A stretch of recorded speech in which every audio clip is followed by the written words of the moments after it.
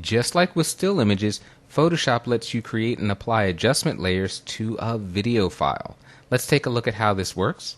Inside our Chapter 9 folder, I want you to open up the file called Pilot. It's actually a QuickTime movie. Now, it doesn't have a profile embedded. We can simply assign it sRGB and we'll be fine. And if you get a dialog box warning you about pixel aspect correction ratios and things like that, simply ignore it and hit OK. Let me zoom out here.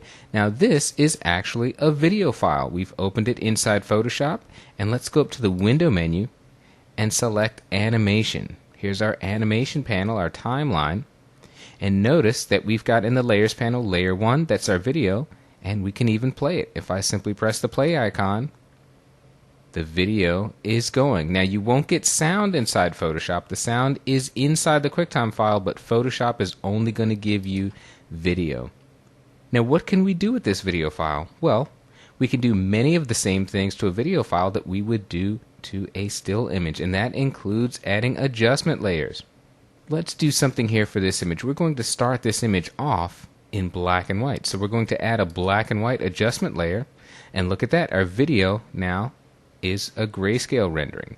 I can click my on image adjustment tool, and I can click here in the sky, make this a little darker, click here, open this up a bit.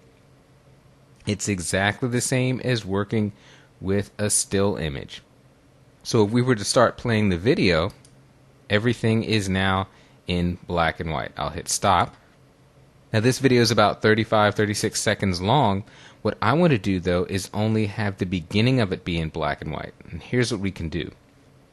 Notice that in our timeline we have black and white 1, that's our adjustment layer for black and white, and this green bar indicates that the black and white adjustment is applying throughout the entire length of the video, but we can change that very easily. If I go to the end of this bar and click and drag it to the left, I can decide that I only want the black and white adjustment layer to extend for the first 6 or 7 seconds. So if I hit play now, you'll see that the black and white adjustment layer is on, and as soon as it crosses over that green bar, it's off and we're back in color mode. Pretty cool. So we can toggle the visibility of this black and white layer on or off at will.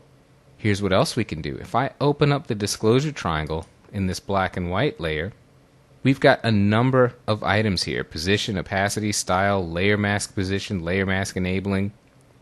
What we can do is add what's called keyframes. Now I'm going to get into this much more deeply in the very next lesson, but I'll show you briefly what we can do. If I click on the opacity stopwatch here, well, let's drag this timeline slider, because what I want to do is have the black and white adjustment fade out instead of ending abruptly the way it did in the first pass. So I'm going to set my timeline marker right about here. I'm going to click on this opacity stopwatch. Notice that places what's called a keyframe marker. Now right now the opacity of black and white is at 100%. If I simply drag this marker over here just before the black and white adjustment layer is set to turn off, I can reduce the opacity to 0%.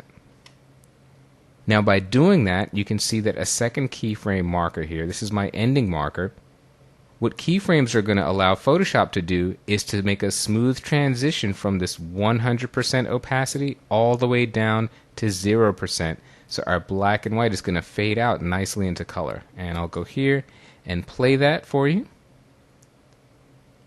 And look at how seamlessly the color comes in. Pretty cool. One final adjustment layer we'll make here. Let's go back to our adjustment panels. I'll select Vibrance. And let me click somewhere over here where we can get some nice colors in the image. Now if you're wondering why I'm dressing up as a pirate, this was a pilot that we shot in Coney Island during the annual Mermaid Parade. But back to the business at hand. So what I can do is adjust the Vibrance slider here, and I'll go fairly high so that you can see a difference. Notice that in my timeline I now have a Vibrance layer here, which corresponds to the Vibrance layer that you see here in the Layers panel.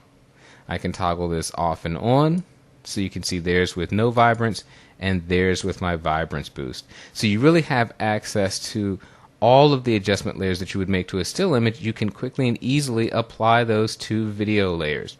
So the next time you come back with some home video that you shot and you're not pleased with the color, contrast, saturation, or any of those things, bring it into Photoshop and you can use your beloved adjustment layers to make that video